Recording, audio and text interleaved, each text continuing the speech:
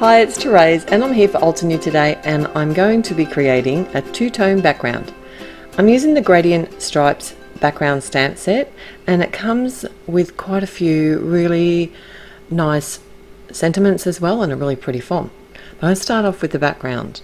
So I like the idea of sort of changing up your stamps and getting more out of them, and this is a really easy way to create the two-tone background. I'm using my Misty.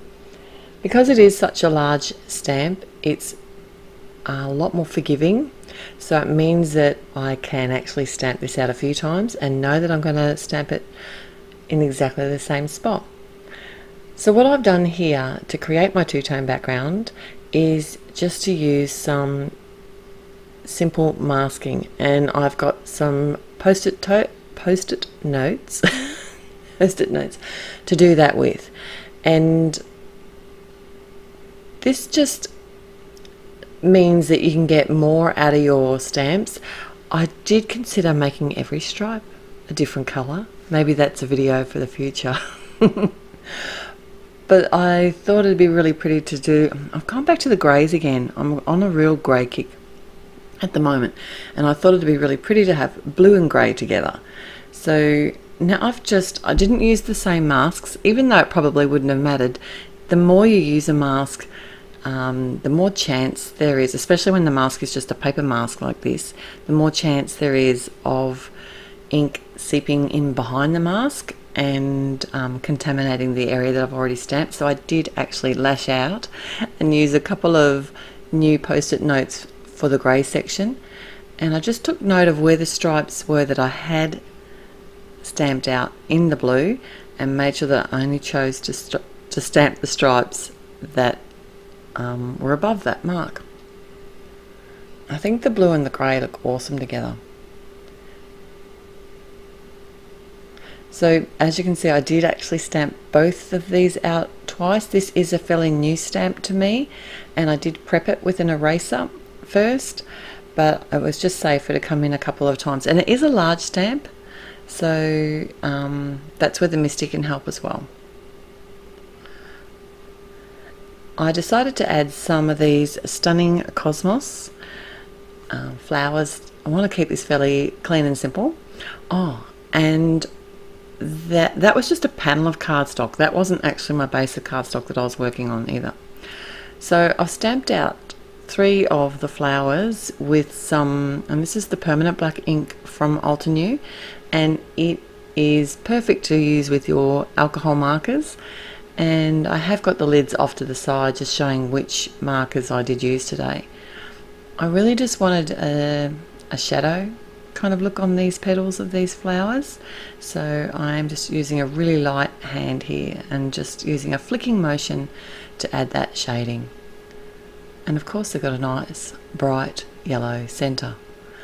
Now this Cosmos set is actually a layering set, so you could easily stamp out the layers, and it has some layers for the center as well. I just chose not to use them. And the last release, what was the last release? Actually added some coordinating dies to this set, so that just makes life so much easier. And they're really simple to line up because they have the open center, and then I could just run it through my little mini blossom die cutting machine. Now on this die cutting machine, the base plate is the one that you cut into, and that is the thicker plate. It just kind of, if you think about it, it makes sense, because the more you cut into something, the more it's likely to warp. So the thicker plate is less likely to warp. That's how I worked it out.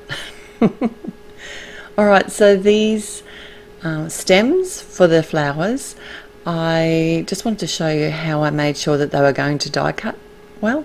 So I laid down my dies with the cutting side down, actually laid my stamps, my acrylic stamps on top, and then picked up the stamps with my block and then removed the dies before I stamped them out with some olive ink. Easy peasy. Except I didn't stamp one of them very well, but that didn't matter because I knew I wasn't going to be using all of the images anyway. And then it's just a simple matter of lining up the dies again over top and then running them through my die cutting machine. The sentiment today, like I said, has some great sentiments in the gradient stripes set, and I've got some pale grey cardstock, not black, pale grey cardstock, and I am going to white heat emboss on this. And initially when you add the embossing powder, it doesn't look really white, but look at it. Once you hit it with the heat tool and you see that powder melting, it goes that nice bright white. It's lovely. It's a really nice embossing powder, this one from Altenew. It's kind of become my go-to one now. And I just did quickly cut down my panel to fit the front of my card and add the rest of my sentiment with some permanent black ink. I have a top fold card and I'm adding some adhesive to my gradient striped panel. I'm just going to add that to the front of my top fold card. Isn't that pretty? You could almost just leave it like that. Do a set of cards with stripes.